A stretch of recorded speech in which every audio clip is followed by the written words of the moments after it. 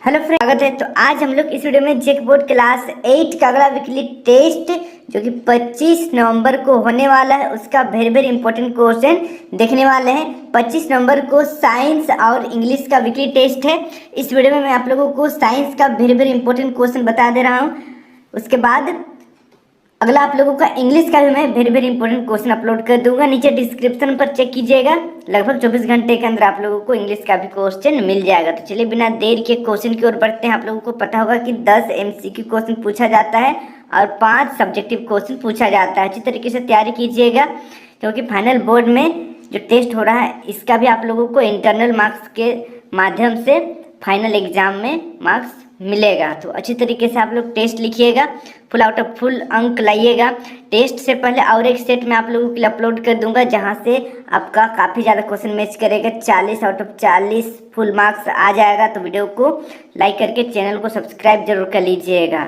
ठीक है, सब्सक्राइब करिएगा ताकि जब मैं अगला most important question very important question upload करूं तब आप तक नोटिफिकेशन पहुंच जाए। आप देखिए वीडियो का और टेस्ट लिखिए, 40 आउट ऑफ 40 मार्क्स आ जाएगा। देखिए साइंस में चैप्टर 10 फसल उत्पादन एवं प्रबंधन, यहाँ से आप लोगों का क्वेश्चन आएगा। हम लोग चलिए देखते हैं क्वेश्चन। सही विकल्प का चयन करें। पहला देखिए, राइजोबियम नामक जीवाणु किस फसल के जड़ में पाए जाने वाले ग्रंथियों में उपस्थित होते हैं। तो यहाँ पर बताना है राइजोबियम कौन सा फसल में पाया जाता है। पहला रेशेदार, दूसरा फलीदार, तीसरा अनाज, चौथा इनमें से कोई नहीं। तो इसका सही आंसर हो जाएगा ऑप्शन नंबर दूसरा, फलीदार फसलों में राइबोजियम पाया जाता है। जैसे दलहन हो गया, ठीक है, उड़द हो गई, ये सब में पाया जाता है। फिर देखिए नेक्स्ट अगला सेकेंड नंबर, स्वपोषी का उदाहरण है। स्वपोषी का उदाहरण है गाय, बकरी, मनुष्य, आम का पौधा। स्वपोषी आम का पौधा है स्वपोषी। ऑप्शन नंबर चौथा सही हो जाएगा। फिर देखिए नेक्स्ट 3 नंबर, खरीफ फसल का उदाहरण है। खरीफ फसल का उदाहरण बताना है गेहूं, आलू, धान, सोयाबीन। तो इसका सही आंसर हो जाएगा ऑप्शन नंबर तीसरा, धान। खरीफ फसल का उदाहरण धान है। फिर देखिए नेक्स्ट अगला 4 नंबर, जंतुओं द्वारा प्राप्त खाद्य पदार्थ है। जंतुओं द्वारा प्राप्त खाद्य पदार्थ है दाल, शहद, फल, चावल। देखिए जंतु से क्या मिलता है, जंतु से हम लोगों को शहद मिलता है। ठीक है, शहद। ऑप्शन नंबर दूसरा सही हो जाएगा। फिर देखिए नेक्स्ट अगला 5 नंबर, रेशेदार फसल है।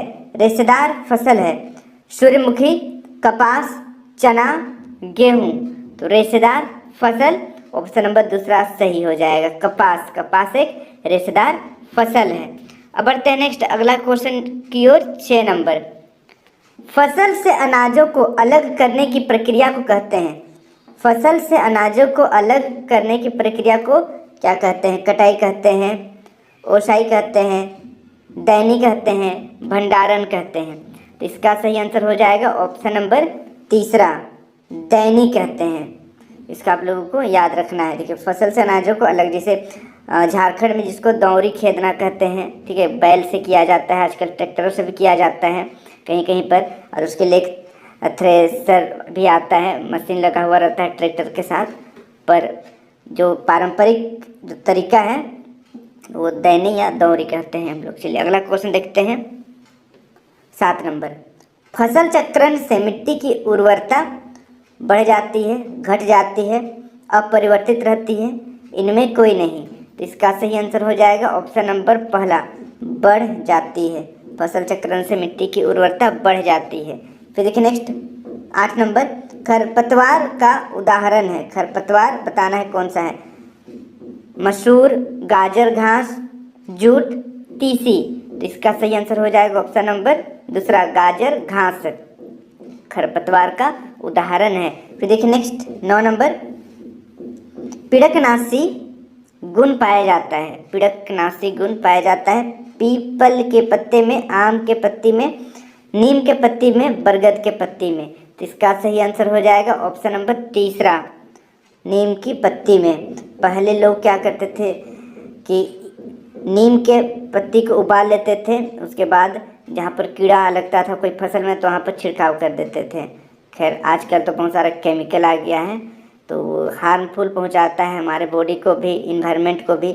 नीम का पत्ता को बॉईल करके अगर कोई फसल में कीड़ा हो गया है तो वहाँ पर डालने से भी कीड़ा मर जाता है।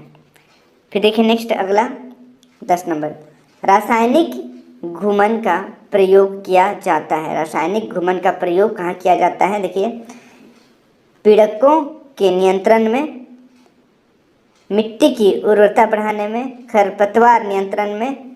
चौथा ऑप्शन है इनमें कोई नहीं। तो इसका सही आंसर हो जाएगा ऑप्शन नंबर पहला, पीड़क यानी कि कीड़ा मकोड़ा को नियंत्रित करने के लिए। ऑप्शन नंबर पहला सही हो जाएगा। फिर देखिए नेक्स्ट अगला 11 नंबर, निम्न में कौन रबी फसल है? रबी फसल कौन सा है बताना है। धान, मक्का, चना, इनमें से कोई नहीं। तो इसका सही आंसर हो जाएगा ऑप्शन नंबर तीसरा, चना। फिर देखिए नेक्स्ट अगला, रबी फसल का उदाहरण, फिर से धान, मकई, गेहूं, सोयाबीन। इसका सही आंसर हो जाएगा रबी फसल में गेहूं आता है। ऑप्शन नंबर तीसरा सही हो जाएगा। सभी क्वेश्चन का आप अच्छी तरीके से याद कर लीजिएगा।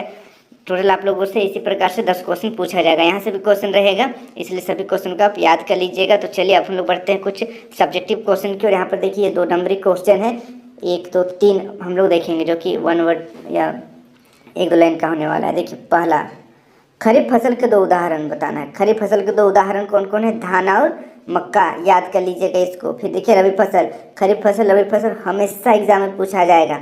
क्लास आगे जाइएगा आप, उसमें भी पूछा जाएगा। कम्पिटेटिव एग्जाम में भी ये सब क्वेश्चन पूछा जाता है, जेन्युइन क्वेश्चन है। देखिए रबी फसल का उदाहरण गेहूं और चना, दोनों बहुत ही ज़्यादा इंपॉर्टेंट है, याद कर लीजिएगा। खरीफ फसल का उदाहरण है धान एवं मक्का, रबी फसल का उदाहरण है गेहूँ एवं चना। फिर देखिए नेक्स्ट, मिट्टी की तैयारी से संबंधित किन्हीं 2 औजारों के नाम। मिट्टी की तैयारी कौन कौन सा औजार से करते हैं? देखिए कुदाल और हल। आंसर हो गया, बहुत ही ईजी है, इसका आप अच्छी तरीके से याद कर लीजिएगा। अब हम लोग बढ़ते हैं नेक्स्ट अगला क्वेश्चन की ओर। देखिए सीड ड्रिल क्या है, इससे क्या लाभ है? तो इसका उत्तर देखिए, यह ट्रैक्टर द्वारा संचालित एक आधुनिक बुवाई उपकरण है। इसके द्वारा बुवाई किए जाने वाले बीजों में समान दूरी एवं गहराई बनी रहती है। इससे बुआई करने से समय और श्रम दोनों की बचत होती है। तो इससे आप अच्छी तरीके से याद कर लीजिएगा, इंपॉर्टेंट क्वेश्चन है। अब बढ़ते हैं नेक्स्ट अगला क्वेश्चन की ओर। देखिए कारण बताइए, कारण बताना है, अनाजों को भंडारण के पूर्व धूप में सुखाना चाहिए। तो इसका उत्तर देखिए, क्यों धूप में सुखाना चाहिए? इसका उत्तर देखिए, ताजे कटाई वाले फसल के अनाजों में 16 से 18% तक नमी रहती है। अनाज के भंडारण के लिए नमी की मात्रा 14% से कम होनी चाहिए, अतः भंडारण से पहले अनाजों को धूप में सुखाया जाता है, जिससे नमी में कमी आ जाती है। अगर अनाजों में ज़्यादा नमी रह जाती है तो भंडारण के दौरान कीट, चूहे एवं सूक्ष्म जीवों द्वारा इसके नष्ट होने की संभावना बढ़ जाती है। तो पानी को कम करने के लिए धूप में सुखाया जाता है अनाजों को। चलिए अगला क्वेश्चन देखते हैं हम लोग। अगला क्वेश्चन देखिए, खरपतवार या खरपतवारनाशी, खरपतवारनाशी क्या है? तो इसका उत्तर देखिए, जिन रसायनों के प्रयोग से खरपतवार नियंत्रण किया जाता है उन्हें खरपतवारनाशी कहते हैं। बहुत ईजी है, जिन रसायनों के द्वारा या जिन रसायनों के उपयोग से खरपतवार नियंत्रित किया जाता है उसे खरपतवारनाशी कहते हैं। खरपतवार को नाश करने वाला केमिकल को खरपतवारनाशी कहते हैं, याद कर लीजिएगा। देखिए अगला क्वेश्चन हम लोग बढ़ते हैं, खाद एवं उर्वरक किसे कहते हैं? इसका उत्तर देखिए, मिट्टी के पोषक स्तर को बनाए रखने के लिए जिन पदार्थों को मिलाया जाता है उसे खाद एवं उर्वरक कहते हैं। फिर देखिए अगला क्वेश्चन है, फसल चक्रण किसे कहते हैं? फसल चक्रण किसे कहते हैं? तो इसका उत्तर देखिए, किसी एक खेत में फसलों को बदल बदल कर एकांतर क्रम में बोना फसल चक्रण कहलाता है।